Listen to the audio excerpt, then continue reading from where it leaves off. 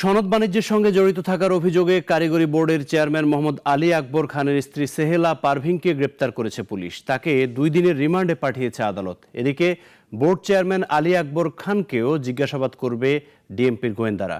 ফজলে রাব্বি report.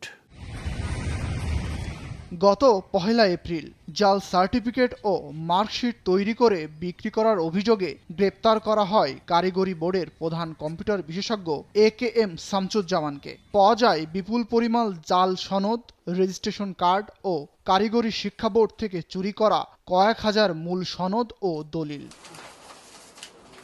শামসুজ্জামানের দেয়া তথ্যের ভিত্তিতে অনুসন্ধানে নামেন ডিএমপির গোয়েন্দারা। গ্রেপ্তার করা হয় গড়াই পলিটেকনিক্যাল ইনস্টিটিউটের পরিচালক সানজিদা আক্তারকে। তাদের জবানবন্দিতে উঠে আসে কারিগরি শিক্ষা বোর্ডের চেয়ারম্যানের স্ত্রীর নাম। সকালে ডিবি জানায় চেয়ারম্যানের স্ত্রী দায় স্বীকার করেছে এবং আমরা মনে করি আমরা যে কয়জনকে গ্রেপ্তার করেছি 3 জন 164 করেছে। চেয়ারম্যানের বউকে আমরা জিজ্ঞাসাবাদ করেছি, সেও বলেছে তার সাথে ওই যে সিস্টেম অ্যানালিস্টের যোগাযোগ ছিল এবং লেনদেন ছিল এবং সেটা স্বীকার করেছে। ডিবি জানায় অভিযুক্তরা বিভিন্ন সময় সাংবাদিক সহ বিভিন্ন দুদক কর্মকর্তাদের ম্যানেজ করে আসছিল। ফজলে রাব্বি, নাগরিক, ঢাকা। ওয়ালটন ফ্রিজ কিনে অনেকের মতো আপনিও হয়ে যেতে পারেন মিলেনিয়াল। সেরা পণ্যের সেরা অফার।